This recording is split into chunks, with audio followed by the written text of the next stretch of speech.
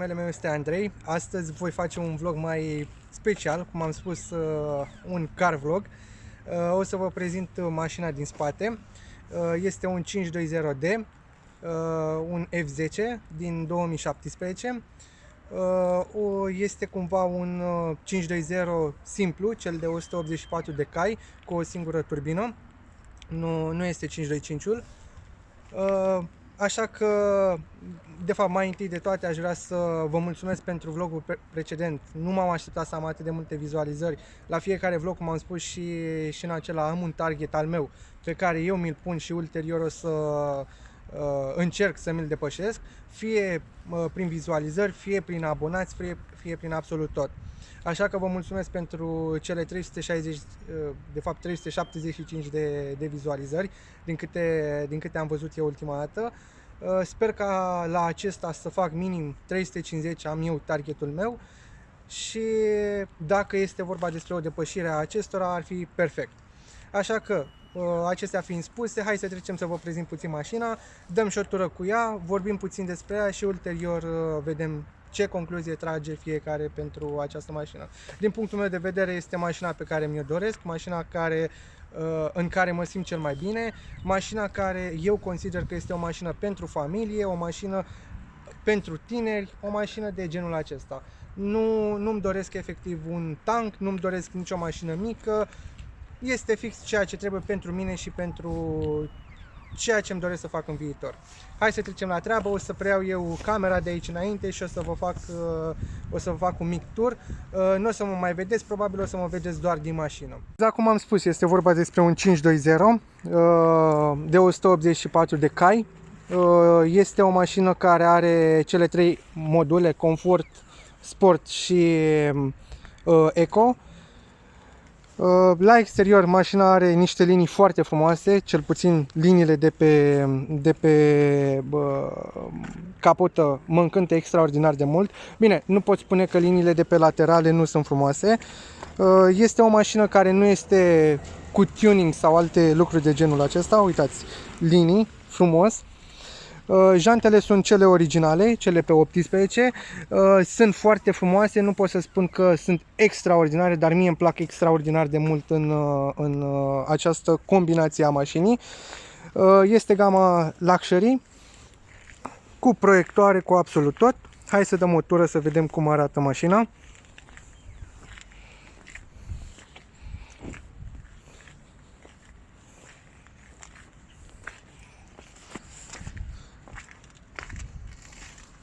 Spatele îmi place extraordinar de mult, exact cum am spus, este tipul de mașină limuzină, care, din punctul meu de vedere, este pentru familie, pentru absolut tot.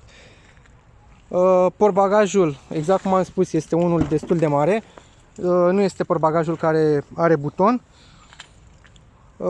Aici poți băga de toate, mai poți rabata și scaunele în cazul în care ai ceva mai lung, dar nu este vorba despre un hatchback, astfel încât să putem spune că băgăm la înălțime. Gama Luxury, după cum vedeți, are nichelul la proiectoare, la ochii de pisică, nichelul la geamuri. Din punctul meu de vedere, acestea ar trebui să fie negru mat, lucios. Mașina, eu aș vedea-o, ea este o culoare maro închis. Aici probabil se vede un negru, dar la lumină, când e soare, când e tot, este maro închis. Este vorba despre o culoare cameleon, pot spune. Interiorul, o să-l vedeți imediat, este un bej. Cam așa arată mașina. V-am spus, mie îmi place extraordinar de mult, nu știu vouă. O să mai urmeze câteva mașini pe canalul meu. Sper să vă încânte. Cel mai probabil o să urmeze și mașini mai vechi, mașini de gamă, să spun așa, nu premium, o mașină românească, o mașină care a fost fabricată în România, etc. Cauciucurile, anvelopele sunt de la Continental, cele pe iarnă de 245 talon, 45 R18, exact cum am spus, jantele. Ochii, farurile sunt bestiale. Nu am cum să vă dau acum, am cheia în mașină, o să vă arăt ulterior ochii de pisică. Îmi plac extraordinar de mult ochii de la BMW.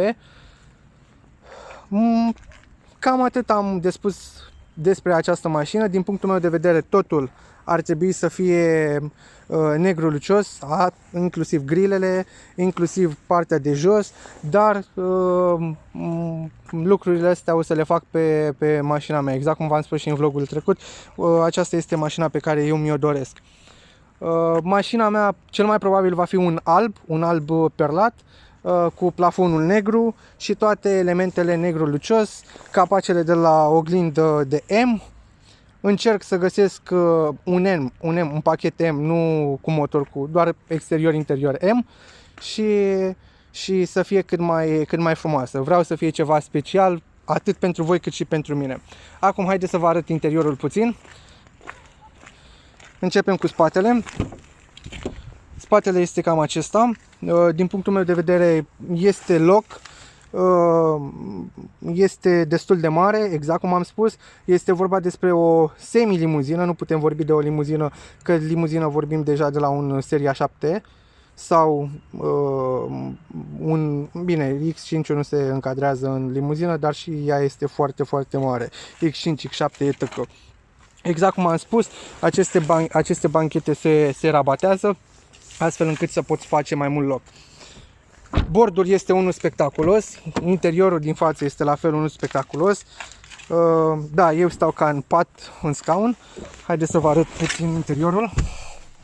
2 secunde să îndreptăm. Vorbim de niște ceasuri digitale. Da, trebuie să închid ușa, dar gata. Vorbim de niște ceasuri total digitale. Nu vorbim de ceasurile semi-digitale sau ceasurile care nu sunt digitale. Cum am spus, avem Sport, Comfort și Eco Pro. La Sport nu știu dacă se vede, dar este vorba despre un cadran roșu. Avem Sport și în cutia de viteze. Eco Pro se transformă într-un ecran albastru cu charger la benzină, dar din punctul meu de vedere este mai mult un fake, să zic așa, pentru că acel charger la benzină ține de modul de condus al tău. Mai putem vorbi și despre confort. Sincer, ca și digitalizarea al ceasurilor, îmi place foarte mult confortul, chiar dacă nu știu, poate nu-ți dă atât de multă putere. Exact cum am spus, interiorul este unul spectaculos din punctul meu de vedere. Absolut totul crem, absolut totul crem. Vorbim despre un interior deschis, o mașină închisă la exterior, deschisă la interior. Nu avem trapă la ea. Avem ecranul mare, nu este cel mic. Încălzirea în scaune, dublu climatronic, tot ce se poate. Cutia de viteză este cea automată în 8 trepte, cutia de la BMW pe care probabil o știți cu toții. Avem auto hold, avem asistență la coborâre, avem efectiv cameră de mașalier și totodată senzorii de parcare față-spate. Din punctul meu de vedere, pe față nu este neapărat nevoie, dar ținând cont că este vorba despre o mașină lungă, mare, sunt bineveniți. Bineînțeles, nu vorbim despre o mașină micuță. Aici avem luminile, blocul de lumini.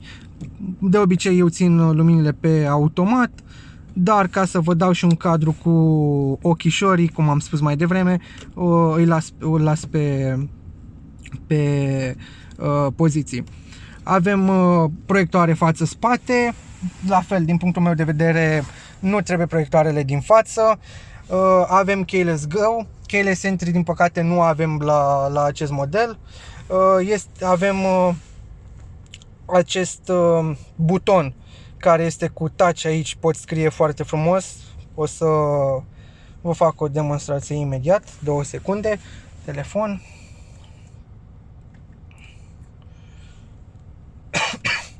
Hai să introducem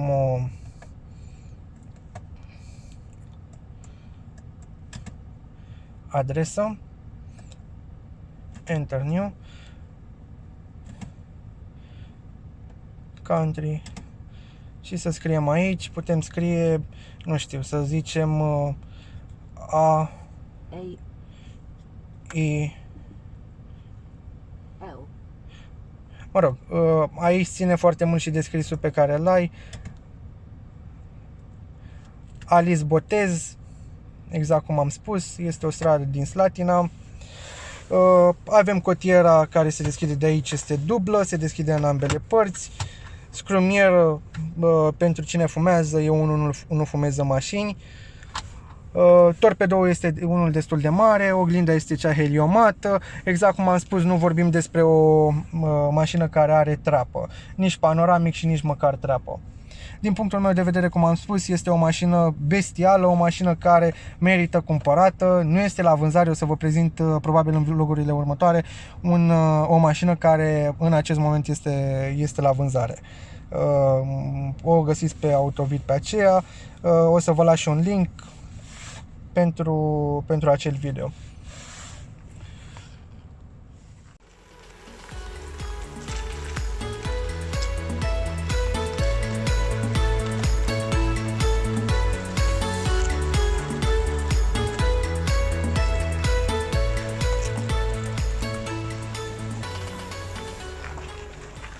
Așa cum v-am zis, dau și un cadru din mașină.